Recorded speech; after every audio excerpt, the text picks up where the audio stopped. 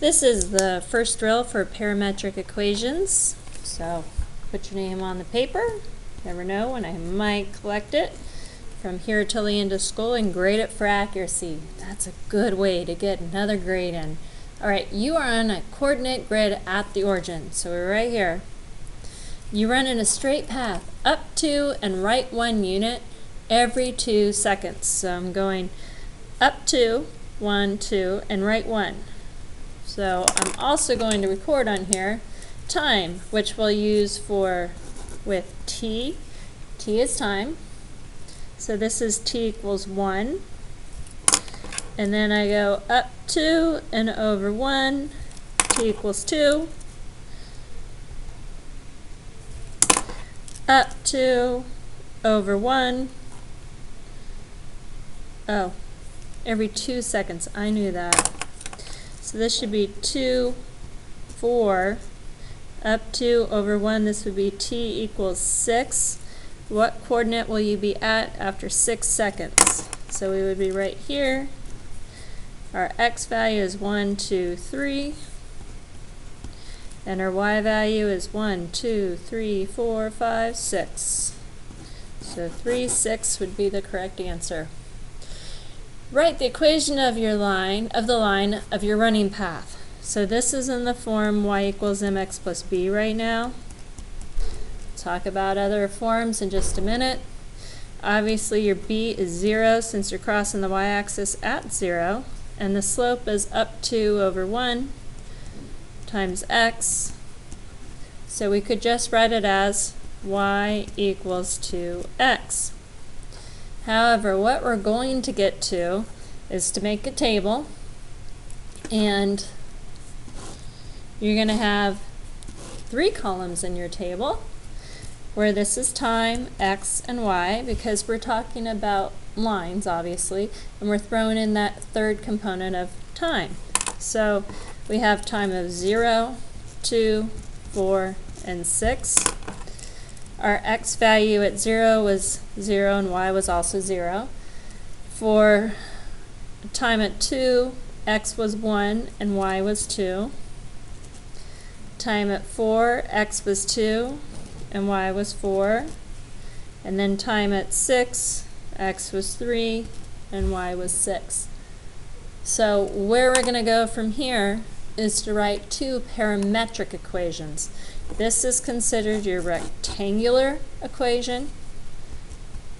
We're going to still call it that. From polar, we called it rectangular.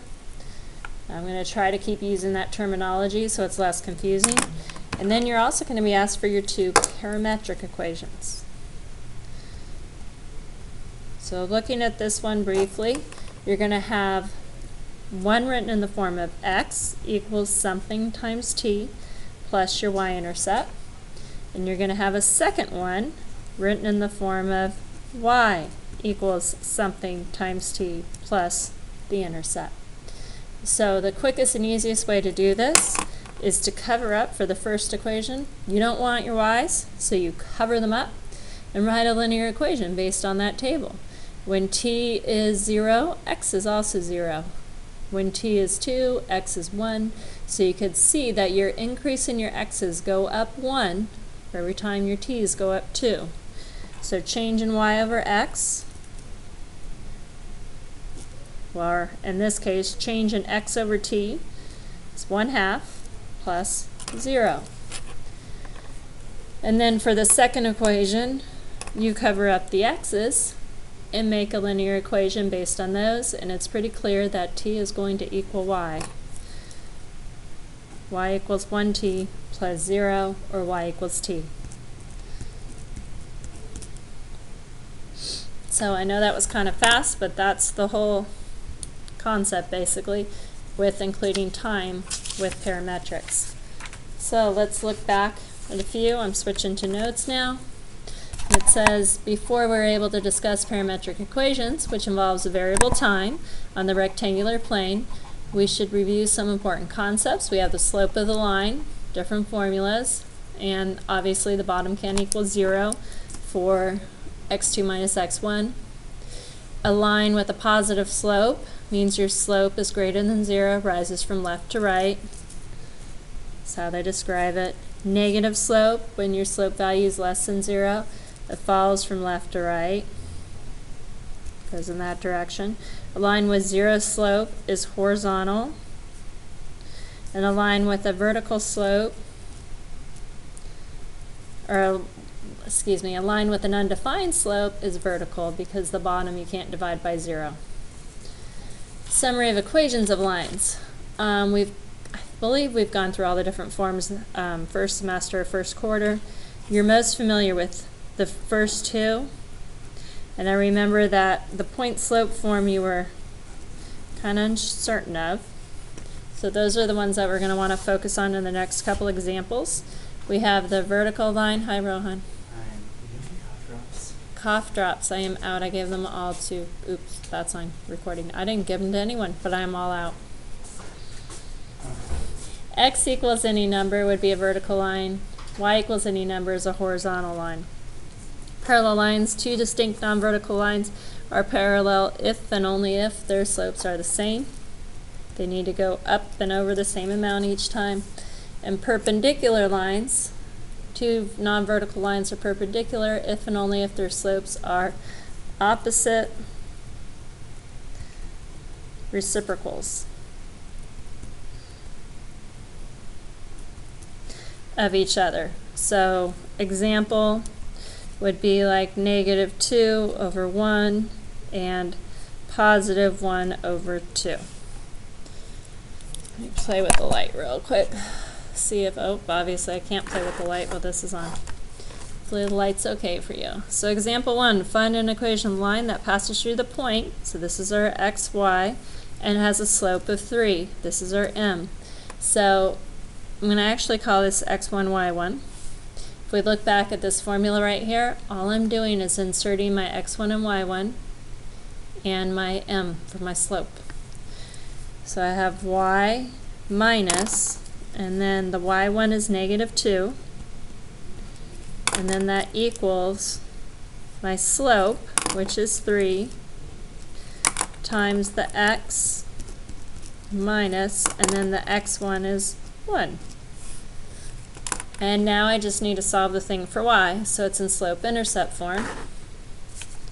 So by doing that, I'm going to change my signs really quick. Minus a negative, they become positive. And I could distribute my 3 through.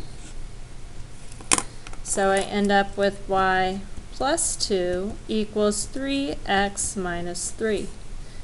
Now I just need to subtract 2 from both sides, and I get y equals 3x minus 5. And that would be done. Okay, on the back, example 2. During 2000, Nike's net sales were $9 billion, and in 2001, sales were $9.5 billion. Write a linear equation giving the net sales y in terms of x year. So, don't know why I put this one on here, just for fun, I guess. So here's our year, here's our sales. So in 2000, I'm just going to write it as 0. The sales were 9. So I'm going to put year, x, and this is y. X equals years since 2000, and y equals in billions. So then it gets less complex in my equation. That's 2001, and this is 9.5. And they want us to guess, write a linear equation given the net sales y in terms of year x. Then use the equation to predict the net sales for 2002. Obviously, it should be 10 because it's going up by 0.5. So my y equals change in y over change in x would be 0.5 over 1 times x plus 9 to figure out for year 2000. I could plug in the 2. Y equals 0.5 times 2 plus 9, which is 1 plus 9, which is 10 billion.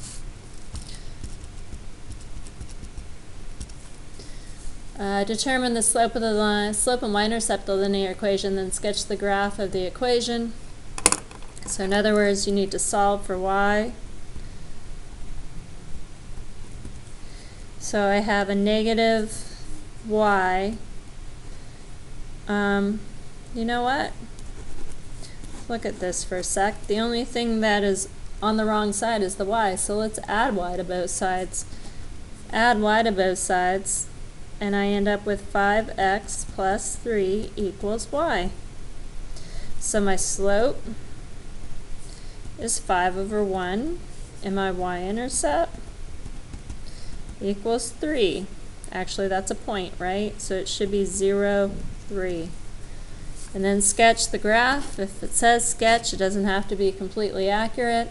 So I'm going to go 1, 2, 3, put a dot.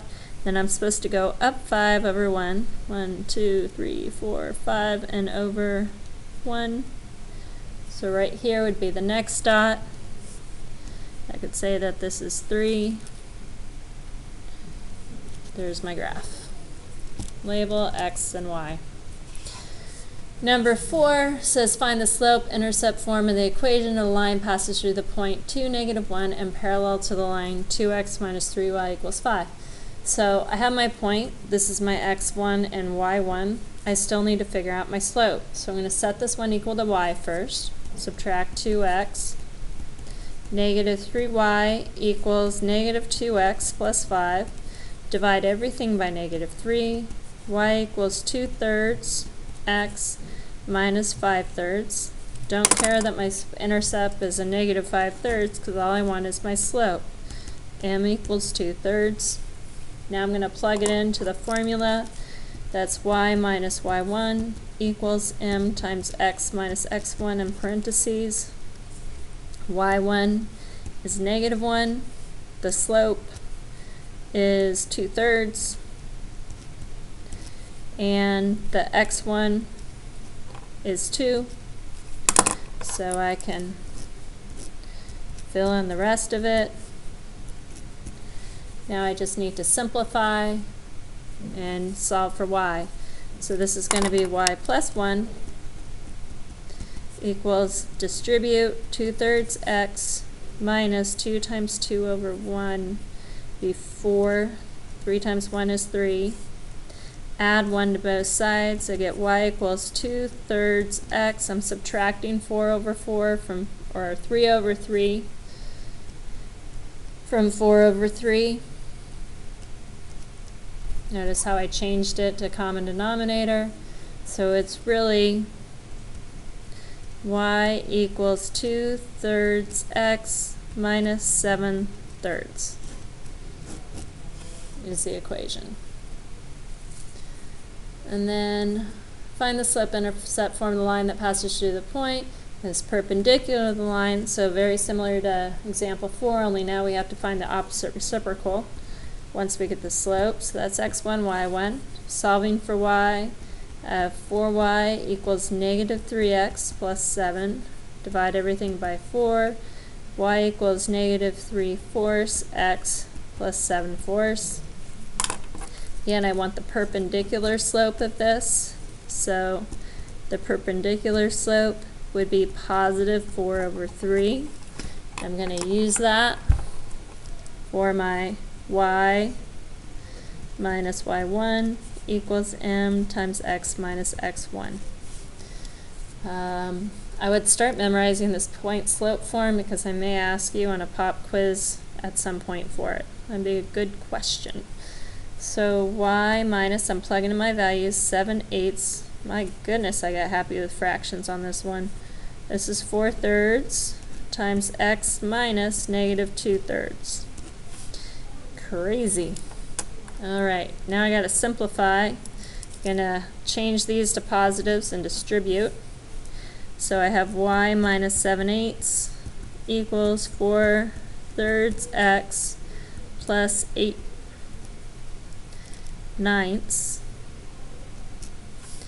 And now I have to add 7/8 to both sides.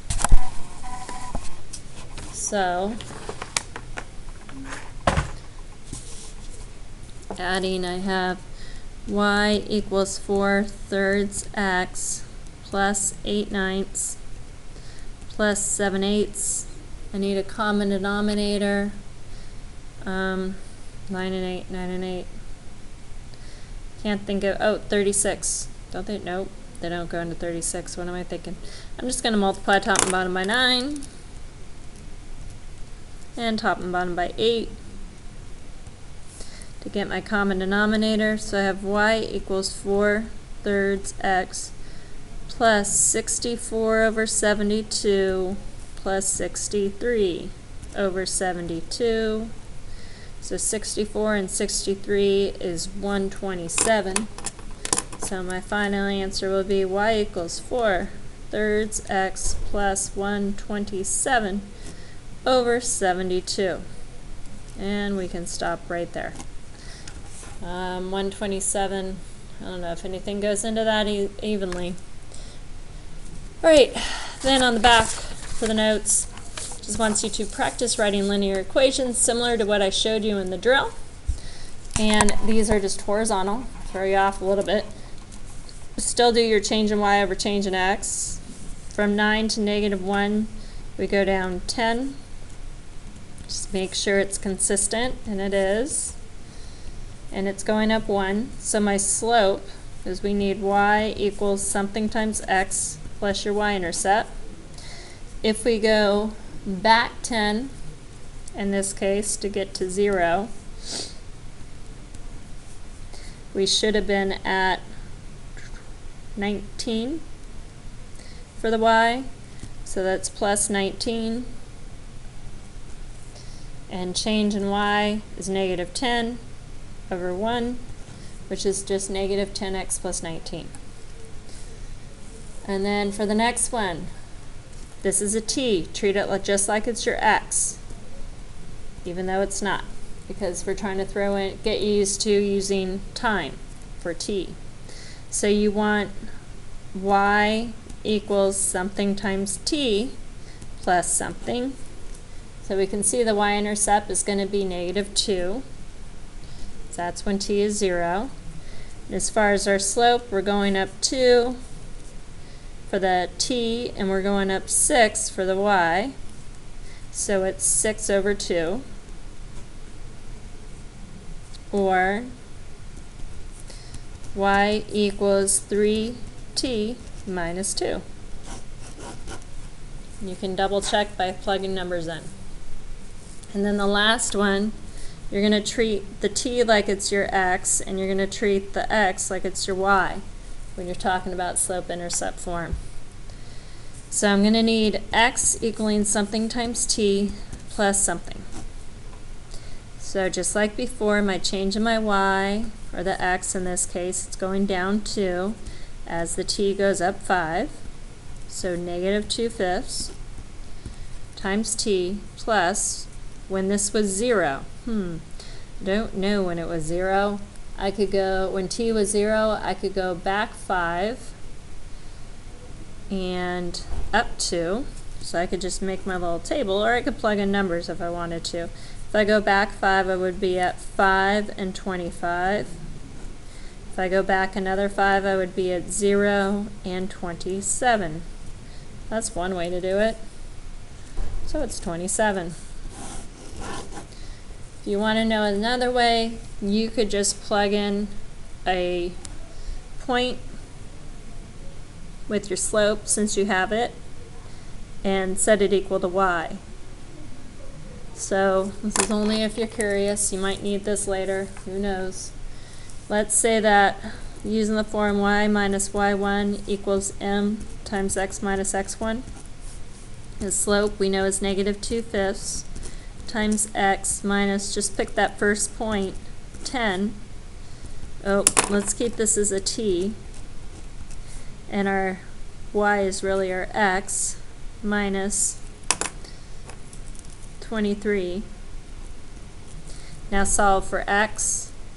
I get x minus 23 equals -2/5 t plus 20/5, which is really 4. Add 23 to both sides, and I get x equals -2/5 t plus 4 plus 23, which is the same as x equals negative 2/5 t plus 27, which is what we had. It's just an alternate way to do it. Okay, so that's the rest of the notes. I know for class activity number 1, I'm going to put it on a separate video in case some people just need to refer back to that. So that's all for now. I'll put a second link up in just a minute.